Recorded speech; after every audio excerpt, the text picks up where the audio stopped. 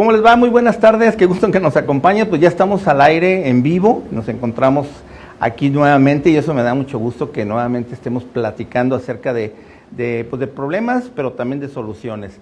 Y esta tarde, pues como siempre, les doy la más cordial bienvenida. Ricardo Ursúa, pues soy quien siempre está aquí al pendiente.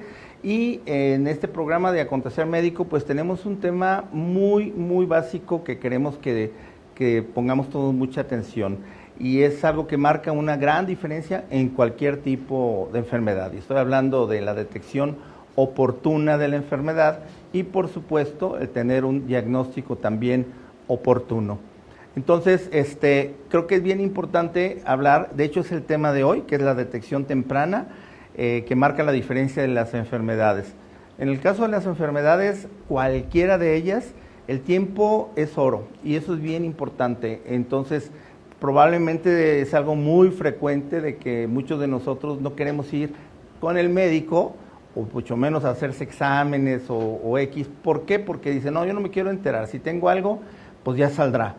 Pero eso es un gran error, porque lo que va a pasar es que el tiempo se consume, la enfermedad avanza, y entonces algo que se podría solucionar de una manera muy simple, pues ya se complicó. Entonces implica más riesgos para la vida, más riesgos para la salud y sobre todo también mucho más gasto, que ahorita pues la situación económica sabemos que no anda nada bien, y en el caso de las enfermedades pues hemos visto que cada vez los costos están más inalcanzables cubrirlos por parte de la mayoría de la población. Entonces, por eso es bien importante, y bueno, pues es el tema de hoy, que es la detección temprana marca la diferencia en las enfermedades. Y vamos a hablar de algunas de ellas, pero primero que nada quiero presentarles a nuestros invitados de esta tarde. Y me da mucho gusto que nuevamente esté con nosotros la doctora Dulce Zaragoza Beltrán, que es nefróloga pediatra, es director médico de la Unidad de Cuidados Renales de Occidente, UCRO, y también es miembro de la mesa directiva del Colegio Jalisciense de Nefrología. Doctora, pues bienvenida, me da muchísimo gusto otra vez y felicidades por el futuro bebé que viene por ahí, ¿eh? Por la nueva por la dulcecita, ¿no? A ver qué es. Bueno, y también darle una gran bienvenida aquí al doctor Elías Rodríguez, que es especialista en nefrología en adultos y también trasplantes, médico adscrito al servicio de hemodiálisis en el IMSS desde 2009, miembro del Colegio de Nefrólogos de México también, de México AC, y presidente del Colegio Jalisciense de Nefrología, fue de 2018 a 2019, y actualmente también es miembro del Instituto Mexicano de Investigaciones Nefrológicas, de la Sociedad Mexicana de Trasplante y de la Sociedad Latinoamericana de Nefrología e Hipertensión. Y fue lo único que ocupo aquí, doctor, si no, pues le seguimos. No, bienvenido, doctor Elías, un gustazo nuevamente de tener a ambos acá. Y bueno, les comento que ambos pertenecen a una unidad con la cual estamos ya trabajando en conjunto, que es precisamente UCRO, que es la Unidad de Cuidados Renales de Occidente. Algo bien importante es que destaca esta unidad porque cubre y respeta todas las normas oficiales que están establecidas, y esto al final es una gran calidad de vida que se le da al paciente que acude a hacerse sus hemodiálisis a esta unidad. Así que súper recomendable. Por otro lado, ambos médicos también ya pertenecen a nuestra red médica. Recordarán en programas pasados que hablábamos de que estábamos ya reactivando todo lo que era nuestra red médica. Bueno, pues la invitación la hago para todos los especialistas que se integren a esta red, porque creemos que es una de las soluciones que podemos ofrecerles a muchos pacientes que cada vez se les complica más esto. Y recuerden que tenemos también nuestra asociación civil, que es Fundación Acontecer Médico, la cual también ya está en activo y vamos poco a poco a empezar a apoyar a las personas para que tengan su tratamiento. Bueno, pues una vez que ya entramos en detalle, doctores, pues hablar sobre lo que es la enfermedad renal, y el preservar y cuidar el riñón, creo que hoy como nunca pues cobra una gran importancia, ¿no, doctora? ¿Qué opinas? Sí, definitivamente la prevención. La prevención, como comentaba, la detección oportuna nos va a ayudar a tratar de rescatar lo más que se pueda de la función, y si bien ya no se puede rescatar algo de función, preservar el resto de la función que queda.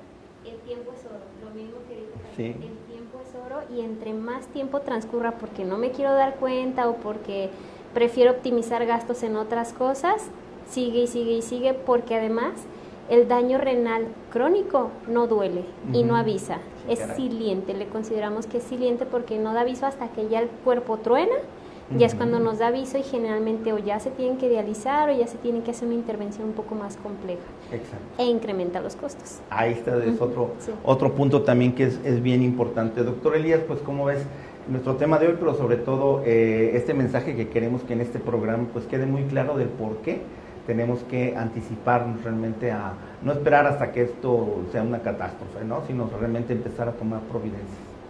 Sí, bueno, definitivamente la prevención es lo más importante en cualquier enfermedad y en lo que nos toca a nosotros en nuestra área, que es la enfermedad renal crónica, pues juega un papel fundamental en el pronóstico incluso para la vida, ¿no?, del paciente.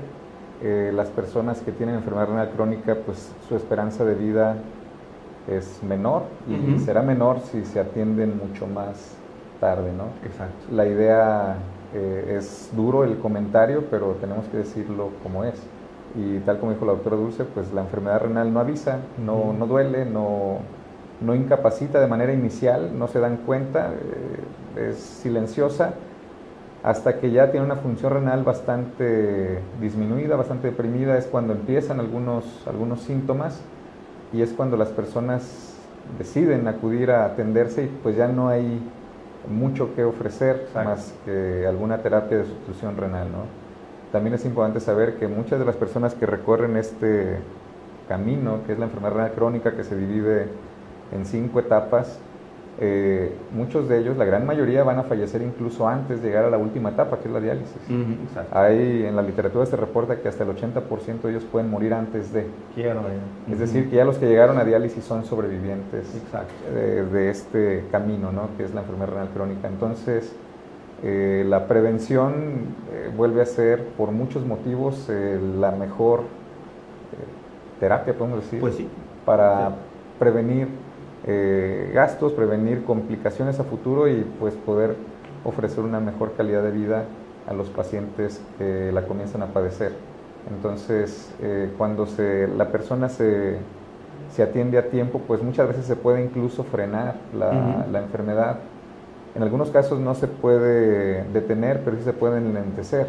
Y si a lo mejor iba a llegar a un programa de diálisis o trasplante renal en 1 o 2 años, a lo mejor lo llega en 10, o quizá en más, o a lo mejor la podemos detener.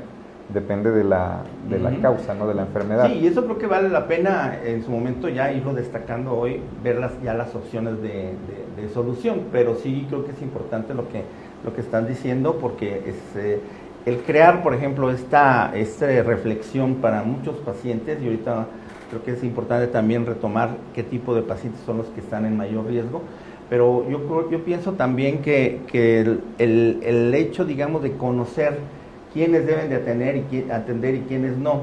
El mensaje va también para los médicos, para las otras especialidades, médico general o de otras especialidades, en el cual creo que también hoy es un buen momento como para que se piense en el paciente y en determinado momento se siga el proceso. O sea, en ese sentido, mejor un endocrinólogo, etcétera, si ve que ya hay un problema y puede identificar un pequeño flashazo de que ya hay algo con el riñón de ese paciente, que realmente lo derive al nefrólogo y no que también el médico sea parte de que consume ese tiempo del paciente sin llegar realmente a derivarlo a las manos que requiere el especialista que lo requiere. Y sobre este punto me gustaría también que me comentaran qué es la nefrología, que obviamente la mayoría de las personas pues oyen el nefrólogo, pero la nefrología en sí como tal, ¿qué es? Y luego ya vemos lo que es la parte en los niños y la parte en los adultos. Entonces, así como general, ¿qué sería la nefrología?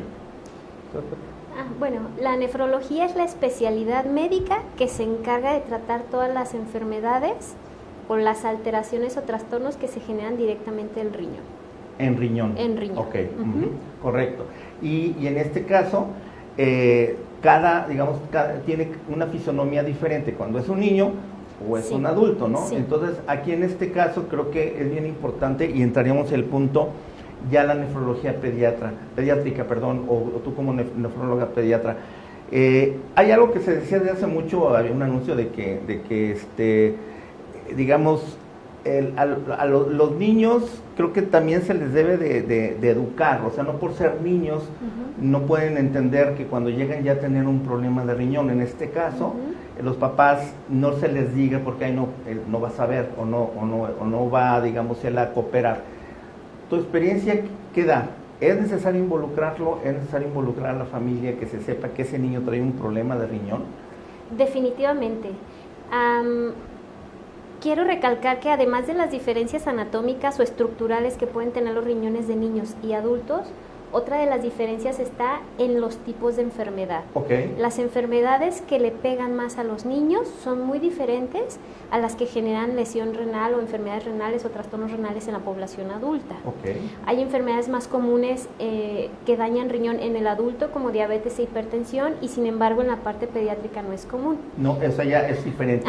En la población pediátrica es mucho más común algún tipo de alteración estructural o malformaciones, los quistes, enfermedades vasculares o hereditarias. Okay. Vasculares me refiero a que traen algún problema de corazón, algo en vasos sanguíneos, y ya al último lo que llamamos las glomerulopatías, que ya son enfermedades directamente del riñón. Del riñón. Las estadísticas y el tipo de enfermedad varía, es completamente diferente en la población adulta y el tratamiento también es diferente. Okay. Es muy común que inclusive hasta en la población médica digan, bueno, es un niño, pues es un adulto chiquito y no, sí cambia, definitivamente cambia el tratamiento.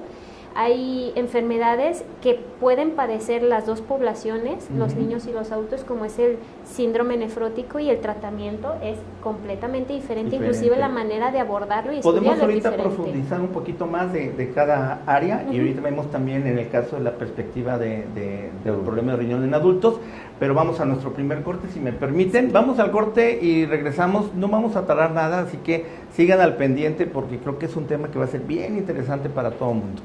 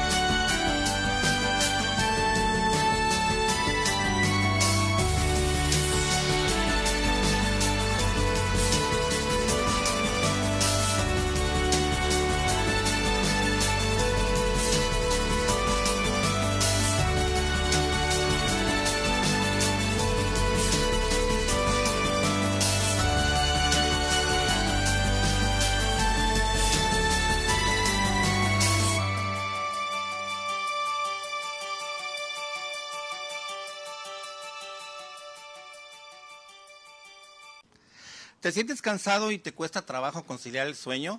Deja de contar las horas de tu reloj. La solución ya está aquí. Se llama Ceredan, único producto natural con L3 Gen que optimiza el efecto para conciliar el sueño. Ceredan contiene nutrientes esenciales con efectos sobre la regulación del sueño. Deja ya las ovejas y conoce Ceredan, más rápido y en sueños. Ceredan es un producto con el respaldo y la calidad de Arama Natural Products.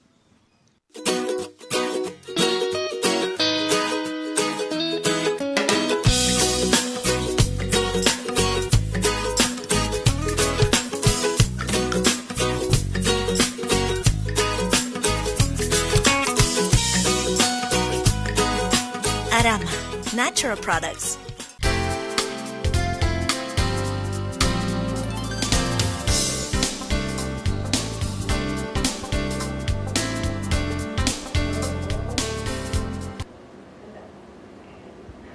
Bien, estamos de regreso.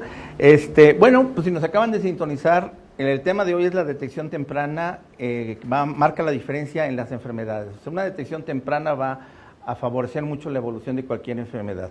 Y tenemos esta tarde a dos grandes invitados, la doctora Dulce Zaragoza, que es nefrólogo pediatra, y el doctor Elías Rodríguez Ruiz, que es nefrólogo en adultos también.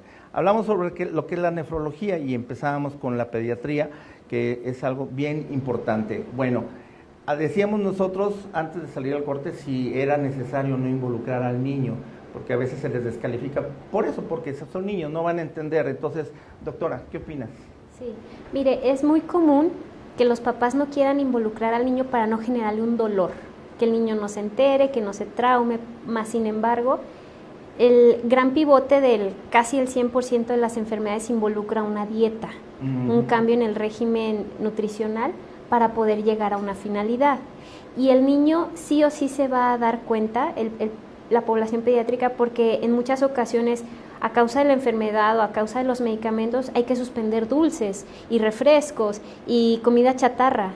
Y de repente a mí es muy común en las consultas, le suspendes al niño refresco y de repente ya te habla el familiar y te dice que consumió refresco, señora, pero pues no debería de haber refresco en casa. Bueno, es que nosotros sí tomamos, pero él no toma. No sea gacho, ¿eh? No sea cruel. No le pongas. Sí, o los niños van a las fiestas, no pueden comer dulces y empiezan a hacerse sabedores de que ya tienen restricciones. Exacto. Y se saben enfermos porque los tienen que llevar a tomar muestras, los tienes que llevar a hacer procedimientos, o sea, saben, el niño por más pequeño lo sabe. Claro. Inclusive la población neonatal, la que nace enferma, por ejemplo, un recién nacido que nace enfermo y lo tienes que estar picando en hospital, lo das de alta y lo sigues picando y sabe el dolor y se sabe que no es normal esto en alguien sano. Exacto.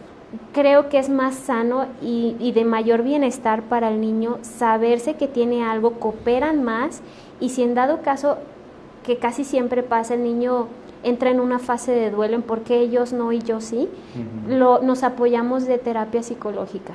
Es necesario Sí, también, sí. por supuesto. Sí. No, y llega un momento en el que el niño va reconociendo y decir, bueno, yo soy algo diferente, mi organismo es diferente, Sí. y eso creo que va a favorecer mucho a seguir las indicaciones, ¿no? Inclusive hay enfermedades que son tan desgastantes por lo crónico que son, que llegan a romper la dinámica familiar y el niño se da cuenta. Entonces es imposible tratar de tapar el sol con un dedo. El niño se va a dar cuenta, por más chiquito que esté, 1 año, 2 años, los niños son muy inteligentes. ¿Cómo no? Perceptivo. Sí.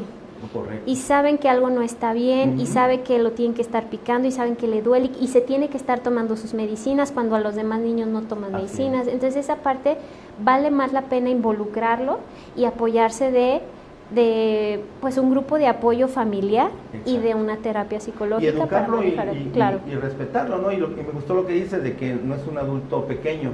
Y doctor Elías, aquí la contraparte, que en este caso estamos viendo que cada vez México pues es un país de adultos mayores, por ejemplo.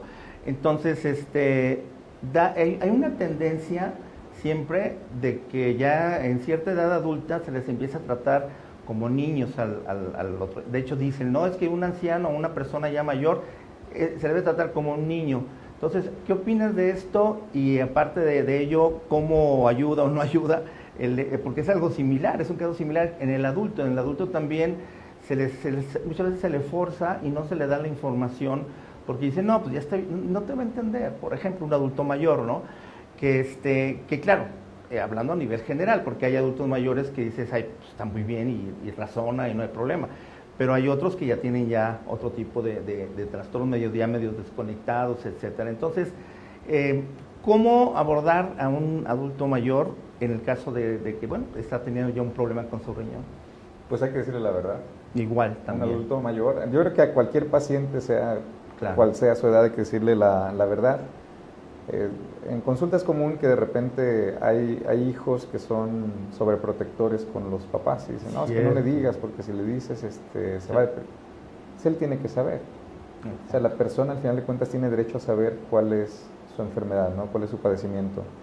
Y ya de ahí, pues la conducta es muy diferente. Hay pacientes adultos mayores que acatan todo lo que uno dice y hay adultos mayores que dicen, pues nomás van a la consulta, nomás a ver cómo salieron, pero dicen, o sea, yo voy a seguir comiendo lo que yo quiera, tengo 85 años, no voy a dejar de comer. Claro. Cuando, como lo dijo bien la doctora, en este tipo de enfermedades la dieta juega un papel preponderante, ¿no? Entonces, se tiene que llegar a acuerdos, pues, tratar de limitar el tratamiento o de ajustar el tratamiento, sabiendo que muchos de ellos no, estamos hablando de adultos mayores, no van a hacer caso a la dieta. Muchos sí, o sea, a mí me ha tocado en lo personal, pues, en mi consulta, tanto institucional como privada, que hay los dos polos, ¿no? Los pacientes que sí siguen la dieta y los que no. Pero sí es difícil, por ejemplo, en un adulto mayor que no quiere seguir la dieta, no la va a seguir. O sea, dicen, y no hay manera de poder controlarlos y decir, es que él dice, es que yo quiero, ¿no? Entonces, quiere decir que aquí en ambos casos aplica mucho la educación, o sea, hay que educar, el médico debe educar, pero también los familiares cercanos o los que viven con esa persona también tienen que estar bien, digamos, con mayor conocimiento de qué es lo que se debe y qué es lo que no se debe hacer, e ir educando a esa persona, porque también es cierto que hay mucho médico que, por ejemplo, le dice, ya no puedes comer nada de esto y nada de lo otro, pero no le dicen que sí puede comer. Y finalmente se queda con la idea, es que no puedo comer nada, todo me hace daño. Cuando sabemos que, por ejemplo, en un enfermo renal hay una nutrición renal donde se les enseña y te dice, esto no, pero esto sí puedes comer y come lo que quieras. Y eso, o sea, entonces es como, siento que es un momento también de cambiar el panorama que puede vivir. Obviamente los papás con un niño, o en este caso los hijos o las personas que cuidan a un adulto mayor. Pero esto, tú decías 80 y tantos años, pero hay quienes a los 40, 45 no quieren dejar de beber, no quieren dejar de esto, no quieren dejar de fumar, no quieren nada. O sea, dices, caray, ¿no? Entonces, es una parte compleja, ¿no? Sí, no, ahí yo hacía el hincapié en el adulto mayor, porque últimamente está entrando mucho el tema de la nefrogeriatría, ¿no? Cómo adecuar el tratamiento de la enfermedad renal a pacientes adultos mayores, que muchos de ellos a veces ya tienen demencia, algún tipo de demencia. Exacto. Hay otros que están totalmente cuerdos, a los 90 años están perfectamente cuerdos, y ellos toman la decisión, ¿no? Ahora, es muy común que en adultos mayores a veces se encuentra uno con ancianitos, con valores extremadamente altos de toxinas urémicas, es decir, están con una enfermedad bastante bien instaurada, ya muy avanzada, y no tienen síntomas. Ahí está la Y no cosa. tienen síntomas. Ajá. La persona adulta es funcional, puede hacer lo que quieren, y entonces a veces notan como una agresión cuando le dice, ¿sabe qué? Lo que usted necesita es diálisis, ¿no? O hemodiálisis. Y se viene un shock, dice, ¿por qué me quiere dializar si yo me siento bien? Yo me siento bien, no tengo náuseas, puedo comer, puedo caminar, puedo valerme por mí mismo. Y es ahí donde entra esa nueva tendencia, digo, ya no tan actual, ya tiene prácticamente 10 años, cómo adecuar los tratamientos para pacientes adultos mayores. Pero tomando el otro, los adultos comunes, los adultos de 40 años, así, ahí es educación, ¿no? Y en todos. Yo creo que también el adulto mayor y el adulto joven, la obligación como médico es decirle, esta es tu enfermedad, te espera esto, puede pasar esto y esto, la historia natural de tu enfermedad es esta. Claro. Si tú sigues el tratamiento, puede ser, o lo que estamos tratando es que te vaya mejor, pero si tú no sigues el tratamiento, tu esperanza es esta. Sí, eso, y a las tú claras, ¿no? Y tú tomas la decisión Exacto. de si quieres o no quieres tratarte, ¿no? Eso, creo que la información hacia el paciente es la clave para que el paciente pueda tomar, o la persona pueda tomar la decisión de si me quiero cuidar o no me quiero cuidar.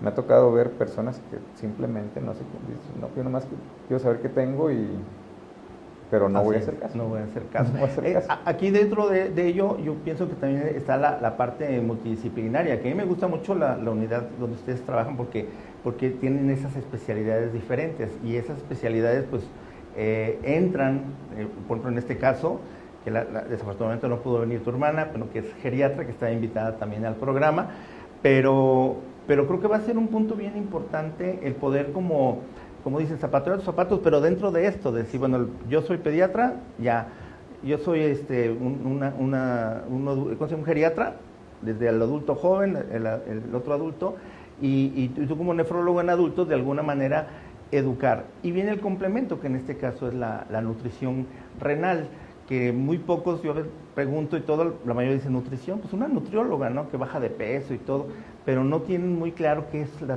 nutrióloga especializada en el área renal, que es la que les da las buenas noticias de qué es lo que sí pueden hacer. Y es más, de hecho, tengo una persona que es nutrióloga renal y les da hasta su día de descanso. Te dice, mira, como te has portado bien, te voy a dar este fin de semana come lo que quieras y el lunes otra vez retomas. ¿Por qué? Porque vas bien, tus cifras están bien, te vamos a dar un día de descanso. Entonces sí se puede, y eso en base a cumplimiento por parte del paciente. Entonces está involucrada la parte psicológica, la parte de la edad, y tú lo decías hace rato, que creo que eso es bien importante. Si un paciente geriátrico mentalmente no se les está mal, pero es que tampoco se les atiende. Hay quienes, por ejemplo, llegan a una edad y no, dice, pues ya mi papá ya no sabe ni dónde está, se pierde, se le olvidan las cosas, ya no reconoce, me platica 10 veces la misma situación. Y probablemente se le tiene que dar un geriatra, a lo mejor algo, simplemente pues, para que mejore su oxigenación cerebral, y entonces sí va a captar perfectamente cualquier orden que se le dé en otra área. Entonces, a lo mejor sí es importante, y de pasada digo yo, es por eso que nuestra fundación va hacia ese rumbo. Porque si pensar que sacar de mi bolsillo para pagar a un médico general, luego a lo mejor un internista, y luego ese me va a mandar con el nefrólogo, ya son 3 pagos, y aparte exámenes de laboratorio, esto, aquello y lo otro. Entonces sí es muy, muy costoso. En el caso de un problema de riñón va a ser lo mismo, ¿no? Ya el nefrólogo me dijo esto, pero ¿qué tengo que comer? Entonces tengo que ir con la nutrióloga, y también tengo que ver eso, y tengo que cambiar mi despensa, 1000 cosas. Y esa es la parte en la que nosotros como asociación civil queremos apoyar a las personas. Es decir, tú necesitas una nutrióloga, no la puedo pagar, no hay problema, la asociación civil te la va a pagar. Pero ve, porque ella te va a enseñar a comer y qué puedes y qué no puedes. Y eso al final es calidad de vida en los pacientes, ¿no? O sea, no sé qué opinas, doctor. No, la nutrición el papel de la nutrióloga es importantísimo en la enfermedad renal crónica. Básica, ¿no? Es básico, es la piedra angular. En la gran mayoría de las enfermedades, muchas de ellas requieren restricción proteica o restricción de algún otro tipo de alimentos, y es importantísimo el que el paciente lo cumpla, porque si no lo cumple, no se va a lograr todos los objetivos que se buscan para poder detener la enfermedad o para poder enlentecerla. Y si el paciente no cumple con ese detalle pues, de la nutrición, de cumplir con su dieta, pues va a ser más difícil el poder llegar a un buen punto o a un buen término, ¿no? En el caso de se va a tardar o nunca va a llegar ese control, ¿no? Entonces, bueno, vamos al siguiente corte, y de regreso vamos a ver precisamente lo que es la enfermedad renal en las diferentes etapas de la vida. Así que quédense con nosotros, no tardamos nada, regresamos.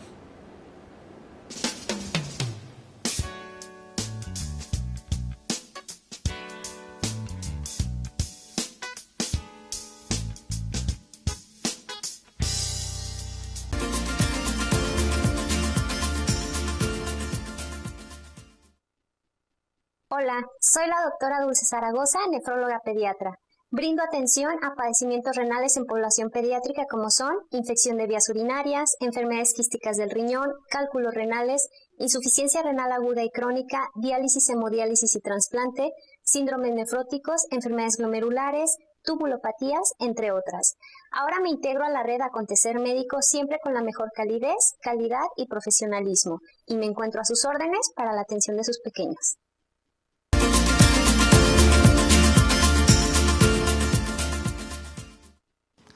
¿Te sientes cansado y te cuesta trabajo conciliar el sueño?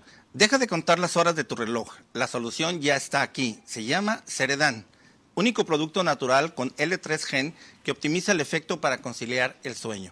Ceredan contiene nutrientes esenciales con efectos sobre la regulación del sueño. Deja ya las ovejas y conoce Ceredan, más rápido y en sueños.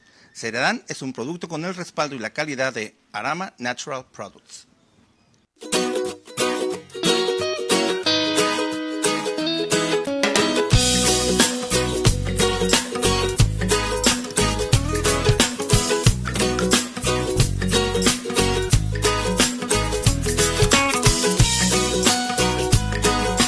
Arama Natural Products.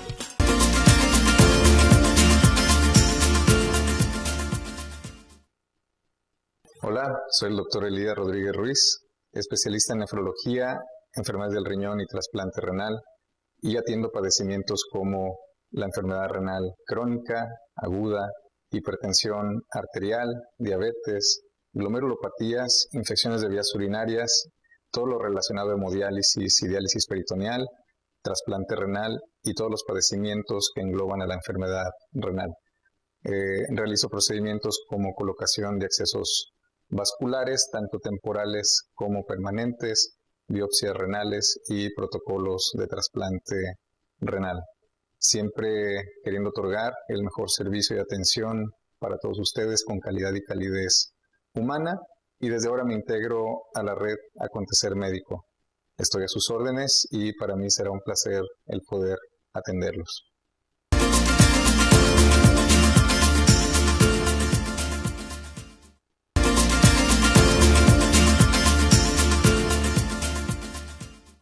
Hola, soy la doctora Lili Zaragoza, especialista en enfermedades del adulto mayor. Atiendo padecimientos y enfermedades en personas de la tercera edad, tales como desnutrición, depresión, demencia, entre otros, brindando la mejor atención, calidad y humanismo. A partir de hoy formo parte de la red Acontecer Médico. Estoy a sus órdenes en la Unidad de Especialidades de Cuidados Renales de Occidente, UCRO.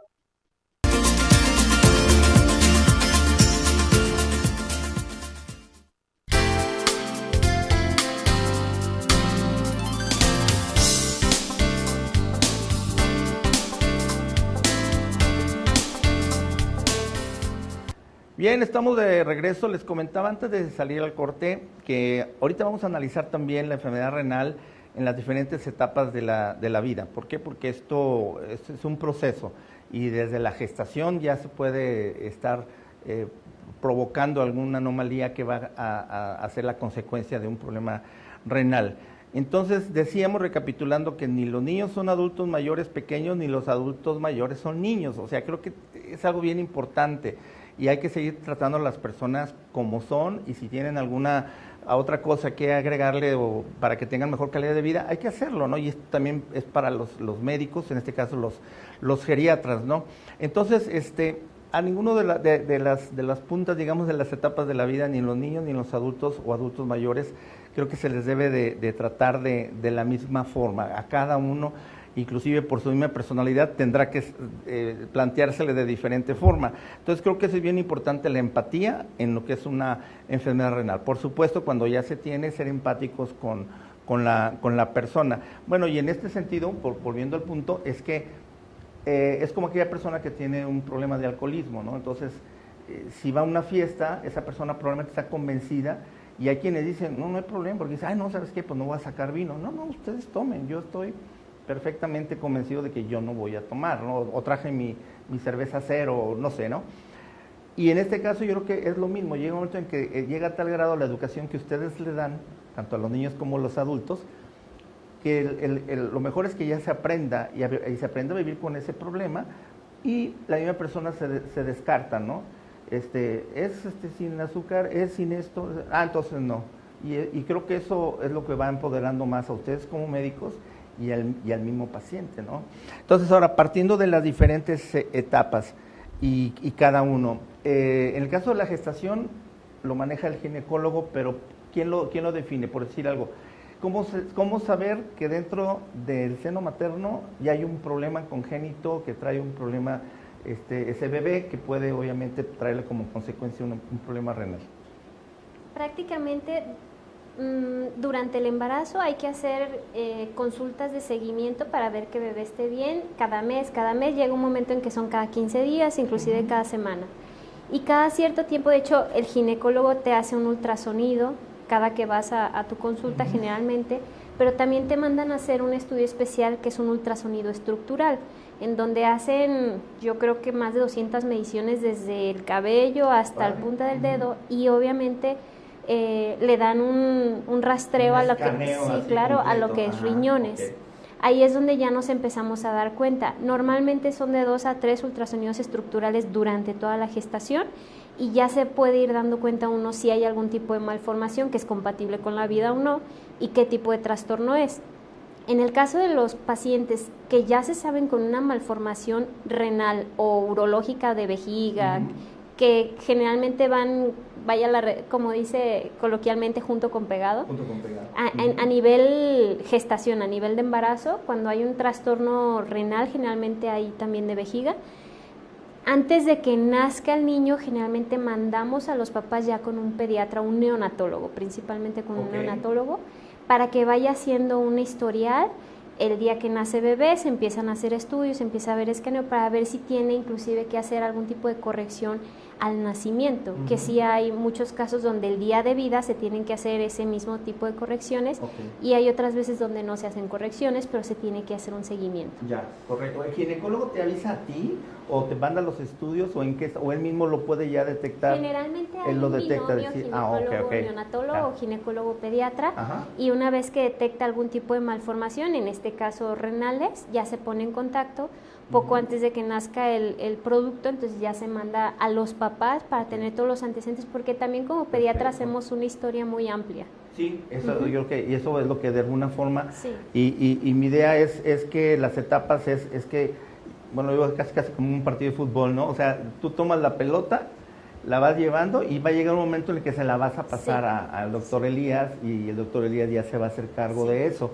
Pero le va a servir mucho todo el histórico o todo el historial que tú le puedas pasar a él, porque ya le da una idea clara de cómo se generó, cuál fue el origen de esa nefropatía, de esa enfermedad de riñón, y creo que eso es muy valioso llegar a esas alturas, ¿no? Entonces es un poquito a donde quiero llegar a esta idea. Entonces digamos que en el caso de bebés y niños pueden ser defectos de nacimiento, malformaciones y lo que decías hace rato, el riñón con muchos quistes, ¿no? El poliquístico. Entonces lo más frecuente generalmente en bebés y en niños. Ok, y esa parte tú ya la abordas, das tratamiento.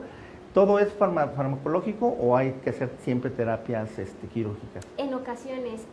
Hay un porcentaje de enfermedades asociadas a trastornos estructurales, que son malformaciones que sí se tienen que corregir. A veces del nacimiento, al año te puedes esperar, otras donde definitivamente no te puedes esperar y tienen que intervenir inmediatamente para poder salvaguardar el bienestar de los riñones. ¿A qué me refiero? A que hay algún tipo de trastorno de vejiga que me puede estar dando problemas en riñones. En cuanto nace, corrijo vejiga y guardo el bienestar de los riñones. Depende del tipo de trastorno, pero sí pasa.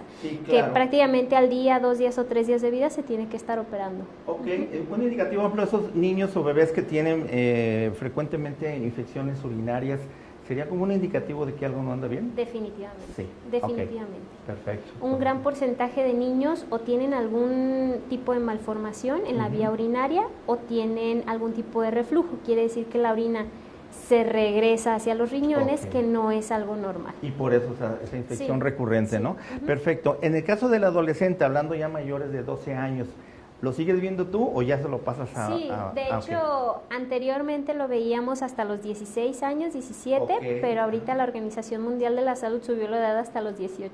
Ah, vaya, perfecto. O sea, ya la mayoría de edad, entonces ya pasan acá con el doctor Elías, ¿no? Ok, perfecto, bien. Entonces, en el caso de los adolescentes, veo que mucho la glomerulonefritis o inflamación de los riñones.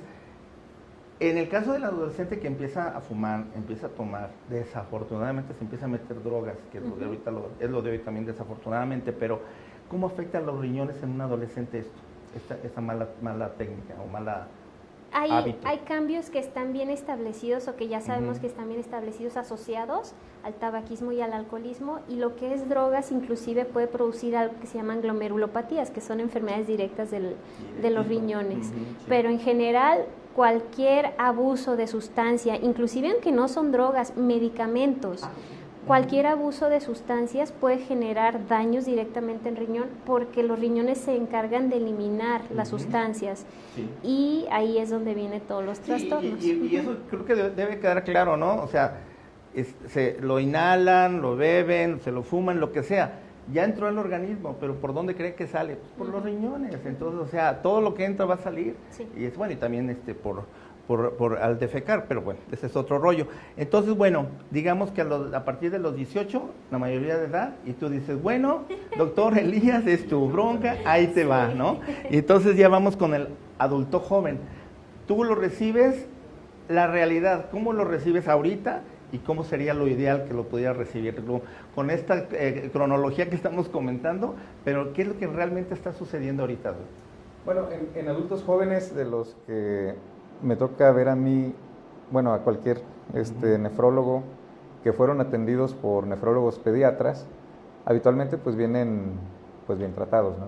Habitualmente son pacientes que a lo mejor ya vienen en alguna terapia de sustitución renal, diálisis o hemodiálisis, algunos ya fueron trasplantados, porque muchos de los padecimientos que bien menciona la doctora Dulce que aparecen en niños, los llevan a falla renal avanzada a temprana edad, y a temprana edad muchos de ellos entran a diálisis y ya nada más pues pasa la estafeta, ¿no? Entonces es seguir, en algunos casos de ellos, ya sea el manejo del trasplante o el manejo de la enfermedad, ya sea en diálisis o en hemodiálisis. Hay algunos que empiezan su padecimiento en la adolescencia, pero como ya platicamos, es silente, no se dan cuenta. Y se dan cuenta si ya tienen 18 años, entonces ya pasan directamente con nosotros. En este caso, en adultos jóvenes, en adolescentes, pues las principales causas en ellos son glomerulopatías en adultos jóvenes. ¿Provocadas por? Enfermedades primarias, o sea, la mayoría son enfermedades primarias, algunas de ellas aparecen directamente ahí en riñón, algunas de ellas son genéticas, otras aparecen de nuevo, es decir, ahí aparecieron, otras son por reacciones cruzadas con alguna enfermedad viral, por ejemplo, viene alguna reacción del sistema de defensa y por algún error dentro del sistema atacan a riñón, o a veces la enfermedad aparece directamente ahí en riñón, ¿no? Entonces las glomerulopatías son enfermedades primarias, la mayoría en personas jóvenes aparecen ahí en riñón, aunque también hay glomerulopatías secundarias, ¿no? Es decir, la enfermedad está en otro lado, pero repercute al final de cuentas en riñón y el mayor daño lo provoca en riñón, pero eso ya se ve en etapas un poco más. Digamos más que las adultas. secundarias tienen mayor porcentaje en la actualidad. O sea, bueno, en general, hablando de adultos, ya no dividiendo, sino de 18 años para arriba, la principal causa de enfermedad renal crónica en el país es diabetes. La diabetes. Y la diabetes causa un daño renal secundario, ¿no? Entonces, que ese es un punto que sí me gustaría que tocáramos ahorita en el siguiente bloque, ¿sabes? Ok. ¿Sí? Perfectísimo. Bien, entonces, algo que se me hace muy bien interesante en esto de las etapas es porque estaba yo viendo que se estima que 1 de cada 10 adultos mexicanos están afectados por la insuficiencia renal crónica. Esta es una cifra que yo saqué de una información del 9 de marzo de este año, del 22. Son alrededor de 13 millones de personas que viven con enfermedad renal crónica en nuestro país, pero la verdad es que están identificados entre 150 y 180 mil. El problema de esto es de que alrededor de más de 17 mil personas requieren el trasplante renal. Entonces, y al año se harán que unos 300 más o menos, en el mejor de los casos. Pues no tengo la cifra exacta, pero en Centro Médico Nacional de Occidente se hace un trasplante por día. Por día. Ok, bueno, a lo mejor hay más o menos. Hay uno por día, puede ser que se agregue un trasplante extra, que puede ser una donación de muerte encefálica, y entonces ahí se agregan otros 2 trasplantes. Hasta no tengo la cifra exacta, lo quiero mencionar, pero sí, la última vez que me metí a ver cuánto estaban trasplantando, entonces sí están alrededor de 350, 400 por año. Ese por año. Un solo hospital, ¿no? Faltaría ver también. Sí, en los otros, civil, claro. Los demás hospitales. Que han bajado mucho, o sea, también. Y por, más por la pandemia, ¿no? Pero ya desde antes ya andaban ya muy a la baja. Normal, al menos en el Instituto Mexicano de Salud Social, ese es el ritmo de trasplante. Claro. Aquí, bueno, ya para salir al corte, pero el grave problema que nos enfrentamos es que las cifras que veníamos manejando se cayeron en el momento en que se quitó el Seguro Popular. Y eso, bueno, después la pandemia, pero en 2018 que se quita el Seguro Popular, en ese momento, desde entonces viene ya en picada los avances en trasplante, y esos son uno de los graves problemas que tenemos. Vamos al otro corte. Regresamos ahorita ya para ver al final un análisis general y ver cómo está nuestro país, que la verdad sí es de preocupar.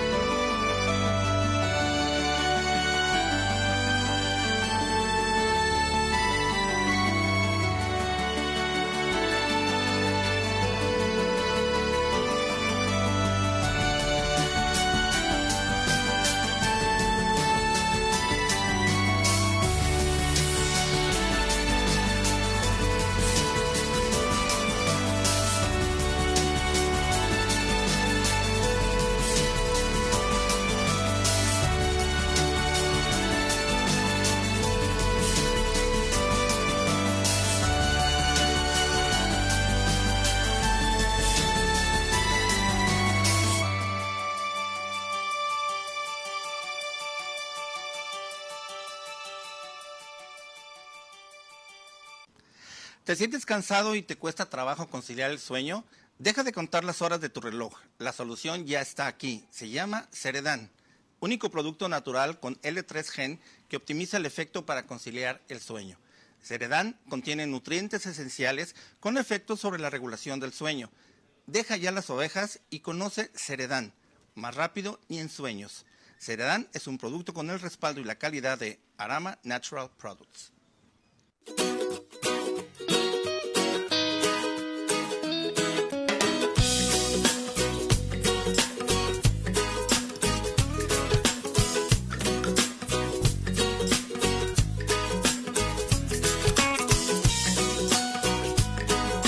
Arama Natural Products.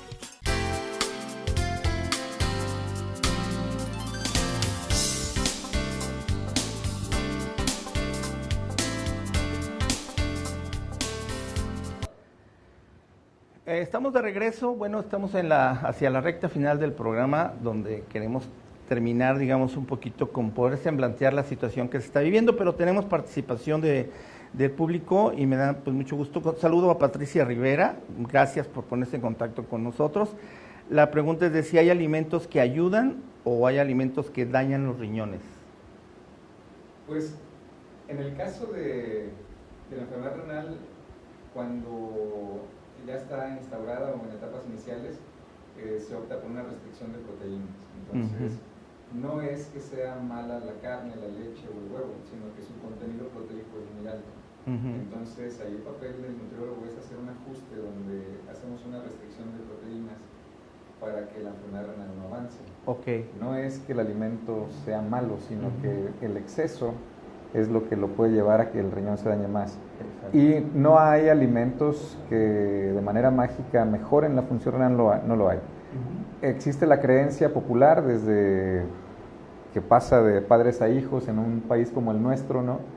Donde dicen, no, la cola de caballo, el té de chaya, el agua de pingüica, funcionan como antisépticos urinarios, cambian por ahí el pH urinario, limitan a lo mejor la población o la facilidad con la que las bacterias pudieran ascender y afectar el riñón, pero ni son antibióticos, ni mejoran la función renal, ni el hecho nada más es de que toman más líquido, y eso es lo que hace que el riñón trabaje mejor, pero no hay un efecto de un alimento como tal que haga funcionar mejor el riñón, hasta donde yo sé. De alguna manera, el quitar un alimento no es que haga daño, que es lo que comentas, sino es más bien porque el riñón pierde la capacidad, ya no tiene la misma capacidad de poder limpiar, digamos, todos los desechos que llegan, y las proteínas pues es el peor enemigo, ¿no? La clave es tener una alimentación balanceada y saludable. Básicamente, como en ¿verdad? todas las enfermedades. Y eso desde niños, ¿no? Ahora, dentro de los alimentos que comenta que son malos, y yo no los estadificaría como estrictamente malos, pero que en exceso son perjudiciales para la salud, es toda la comida chatarra. Porque obviamente eso nos lleva a la obesidad nos lleva al daño renal, o sea, son los alimentos que yo sí estadificaría. Pero me puedo comer una papita de vez en cuando, sí, pero el problema es el volumen, la cantidad. Sí, ¿no? Porque a veces el desayuno de los niños es su paquete los jugos envasados, las galletas, las papitas, los panes, o sea, y que en exceso desde pequeños llevan a una obesidad, y la obesidad como tal de un día para otro nos va a generar un daño renal, no, es con el tiempo, a los 10, 15, 20 años, que a veces nosotros como pediatras ya no lo vemos, y es cuando le llegan a ellos, directamente a ellos sin tocar baranda, como dicen, ¿no? Sí. Yo me refería nada más a alimentos puntuales, por grupo de alimentos, ¿no?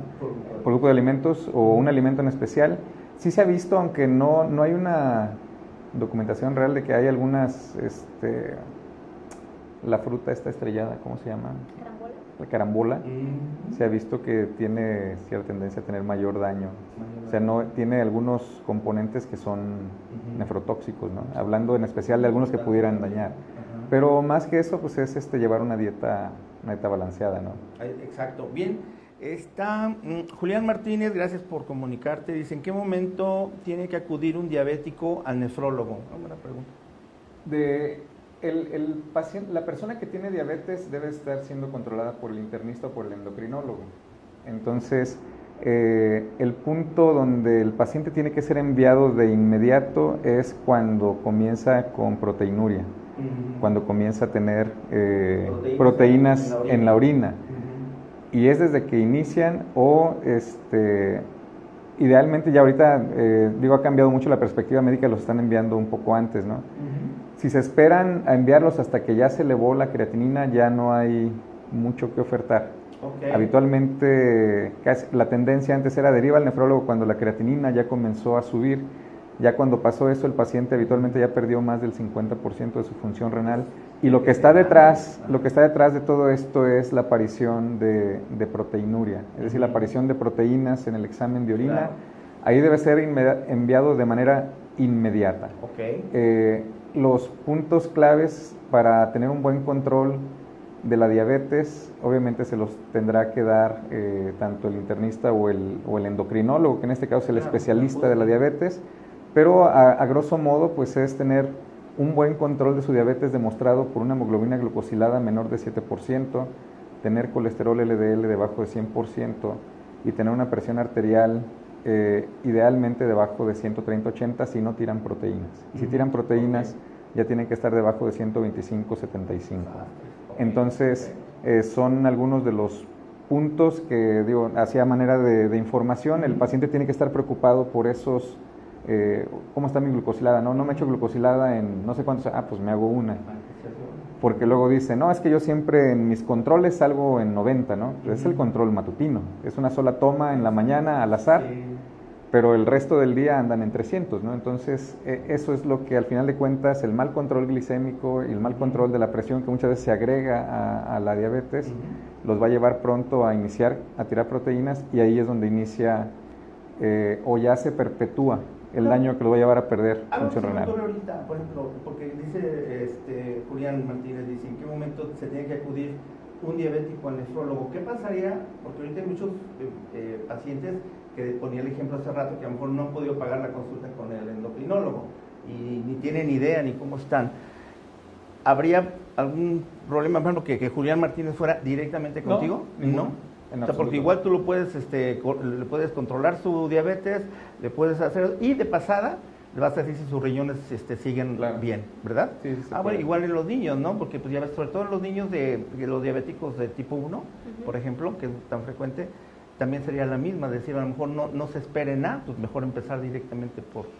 Ahí sí es diferente. ¿Sí hay diferencia? Ahí sí se da prioridad al endocrinólogo pediatra, porque el manejo de la enfermedad como tal es la diabetes. En las diabetes insulino dependientes o las de edad pediátrica, generalmente el daño renal viene después de 10 o 15 años de instalada la enfermedad. Ya. Entonces, esos 10, 15 años, quien debe llevar la batuta del control de la glicemia es el endocrinólogo. Y el caso de ya un adolescente o una adulta joven, por ejemplo, adulto joven, ahí sí podría ir contigo o ya directamente con él, mejor. Lo que pasa es que en el caso de diabetes tipo 1 insulino dependiente es muy claro el inicio de la diabetes, o sea, el debut es catastrófico. Debutan graves.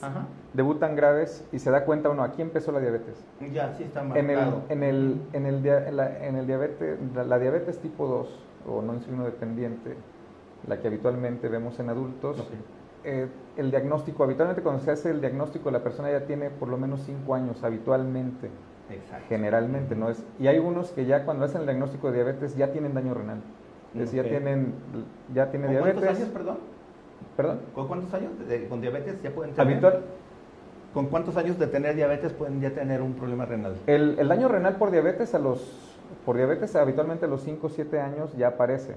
El problema es que la persona adulta que aparece diabetes tipo 2 se da cuenta, habitualmente cuando se da cuenta ya tiene ese periodo de tiempo sin haberse dado cuenta que era diabético.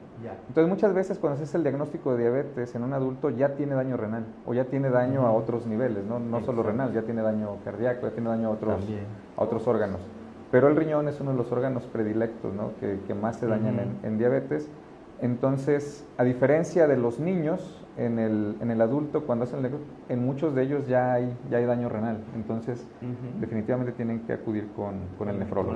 Bueno, pues y yo la creo que población sí. pediátrica, perdón que interrumpa, No, la adelante. población pediátrica como hace otro tipo de trastornos, la diabetes en ellos hace otro tipo de trastornos, debutan con cetoacidosis diabética, debutan graves, se tienen que hospitalizar, Sí, exacto, sí, y quien sabe manejar esa parte es el endocrinólogo. El Entonces a endocrinólogo, partir de sí. ahí son insulino dependientes, ellos sí requieren de bombita. De acuerdo, pero ya digamos, si tienen 20 años en esto, que vayan directamente con su nefrólogo para darse una... No sobra, al contrario, ¿no? Creo que sería, Claro. y más Sí. si no están controlando bien. Bien, Laura Lizárraga nos pregunta, primero gracias por llamar, ¿cuántas veces se tiene que dializar una persona? ¿Estamos hablando de hemodiálisis o de diálisis? Habría que No, ver. no viene No especificado, especifica. pero Si es- diálisis peritoneal o de hemodiálisis. Quiero pensar que se refiere a hemodiálisis, lo ideal serían 3 sesiones a la semana. Es lo ideal para poder obtener un buen control, un buen descenso de toxinas urémicas y que la persona sufra el menor daño y la menor exposición a toxinas urémicas, ¿no? Eso es hablando de hemodiálisis, eso es lo ideal. Y ya dependiendo de cada caso, se podrá en algunos, por ejemplo en ancianitos, a veces pudieran estar con 2 sesiones a la semana, personas que ya tienen poca masa muscular, mayores de edad, adultos mayores, su producción de toxinas urémicas quizá es menor, su consumo de alimentos también es menor, pero en un joven, una persona adulta joven, con masa muscular adecuada o a veces exagerada, 3 sesiones por semana. Si es diálisis peritoneal, pues hay varios tipos. Hay diálisis peritoneal continuambulatoria, diálisis peritoneal automatizada, es decir, la pregunta está muy abierta, pero se tiene que adecuar, la diálisis a un control, un número de diálisis, por ejemplo, de recambios de bolsas de diálisis en los cuales se logre un descenso adecuado de toxinas urémicas. Okay. Y a todo esto en diálisis peritoneal se logra bastante bien. La diálisis peritoneal la tienen muy satanizada la población, pero se logra un control constante, un control donde no están las toxinas variando, sino están en un control bastante adecuado. No es mala opción el Y ahorita con peritoneal. esa posibilidad de hacerlo nocturno, Sí. Y se tiene que diario. adecuar dependiendo del paciente, ¿no? Siempre Exacto. será depende del paciente, pero sí quedó un poco abierta la pregunta. Sí, pero bueno, creo que estuvo completa. Rodrigo Suárez, también gracias por llamar, dice, ¿qué pasa si mi mamá no se dializa? Depende mucho de la cantidad de toxinas que tenga y de la tolerancia y la exposición a esas toxinas. Exacto. Sí. Ok. Quiero pensar que ya está DVD. que ya está en diálisis o en hemodiálisis. Híjole, pues en algún momento esa Va a decaer mucho su estado. va a de colapsar salud. su organismo, Va a ¿no? colapsar. ¿Cuánto tiempo va a tolerar? Es muy variable. Hay personas que duran Ok. pocos días y hay personas que duran meses y Correcto. Tenemos ya, porque ya vamos a despedir el programa, dice Susana Díaz, dice, a mi papá le recetaron Ketosteril, ¿está bien que lo tome? sí, digo, hay bastante evidencia de que sí, Sí funciona. es efectivo, pero va muy de la mano con la dieta. Claro. Va muy de la mano con la dieta. Los alfa-cetoanálogos son... Tengo que aclarar que hay nefrólogos que no están de acuerdo y hay muchos que sí. Hay evidencia científica de que sí funcionan, pero siempre y cuando vayan de la mano de una buena dieta. Que hablábamos de ese punto, perdón. Al momento de llegar a un punto en el que el paciente requiera de diálisis, de iniciar alguna terapia, sea diálisis o hemodiálisis, el paciente llega en mucho mejores condiciones cuando están en A la control deriva. con alfa-cetonálogos que cuando no, pero porque habitualmente llevan una dieta bastante Claro. adecuada y el paciente llega en mejores condiciones. Sí, además, pues, en el caso del Ketosteril hay un momento oportuno todavía que a lo mejor puede ayudar un poco más, probablemente no, entonces habría que ver en qué caso, pero... Depende mucho del punto en el que esté el paciente. Claro. Bueno, pero finalmente creo que es importante lo que hemos platicado hoy, lo que es la educación, involucrar a la familia, involucrarse como familia también, apoyar al adulto mayor, apoyar a ese niño y ser facilitadores para que realmente pueda sobrellevar su enfermedad y llevar a buen término con muchos años, pero con calidad de vida. Bueno, pues me despido. Muchísimas gracias, doctora. Gracias. Y bueno, Ricardo Suárez, me despido de ustedes. Muchísimas gracias por estar con nosotros y que tengan un buen día.